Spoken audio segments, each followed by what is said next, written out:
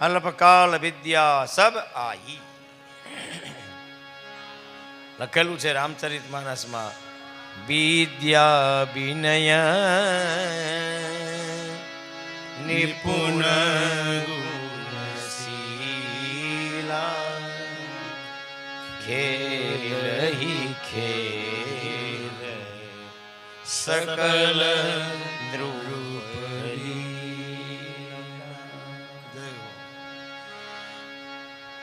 જીવનમાં ગુરુની જરૂર એટલા માટે પડે છે કે ગુરુ શરણે જઈએ તો 4 વસ્તુ આપણને મળે. યાદ રાખજો.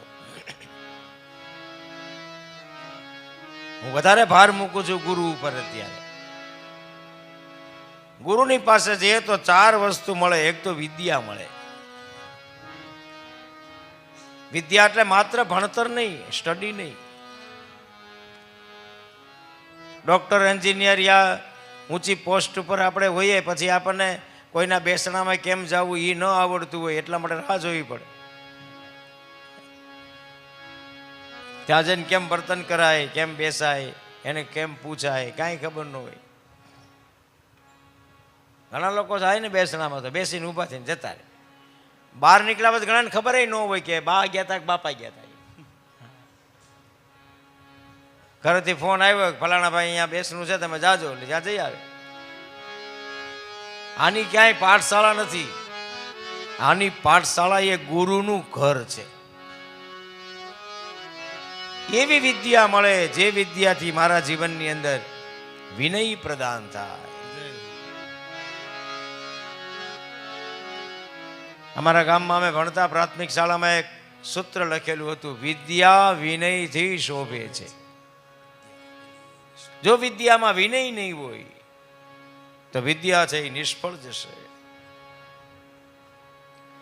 તેથી વિદ્યા ભણવાની ગુરુના આશ્રમમાં, વિદ્યાની સાથે સાથે વિનય ભણવાનો ગુરુના આશ્રમમાં. ત્રીજી વસ્તુ બતાવવામાં આવી છે, ગુરુના આશ્રમમાં પડેલા ગુણો ખીલે છે. ગુરુના આશ્રમમાં જ્યારે આપણે ભણવા માટે જઈએ તો આપણે ભણતર ચોઈસ કરીએ છીએ. હકીકતમાં એમ ન હોય. આપણી મતિ કેવી છે એના પ્રમાણે આપણને ભણતર આપે ગુરુ. હવે આપણા સાયન્સના વિદ્યાર્થી છીએ જ નહીં અને આપણને સાયન્સમાં મોકલાવે અને ધક્કા મારીને આપણે પાસ થઈએ. જ્યારે ગુરુ એમ ન કરે. ગુરુ જોવે પહેલાં કે આ સાયન્સનો છે યા કોમર્સનો છે યા આર્ટ્સનો છે. એની બુદ્ધિને તપાસે, ચકાસે અને પછી એને એની અંદર મૂકે. તો ગુરુના આશ્રમમાંથી પડેલા ગુણો બહાર આવે છે. ગુરુ શા માટે કરવાના? એટલા માટે જે આપણી અંદર પડેલી સારપ છે ને એને ઢંઢોળે અને એને બહાર કાઢે. એટલે ગુરુની આગળ જઈએ ત્યારે વિદ્યા મળે, ગુરુ આગળ જઈએ ત્યારે વિનય મળે, ગુરુ આગળ જઈએ ત્યારે ગુણ ખીલે. અને ચોથી બહુ મહત્વની વસ્તુ છે, ગુરુનું શરણ લઈએ ત્યારે શીલ મળે. શીલમાં 4 વસ્તુ છે વાલા ભક્તો, યાદ રાખજો. કૃતજ્ઞતા, ભાવમયતા, તેજસ્વીતા અને અસ્મિતા.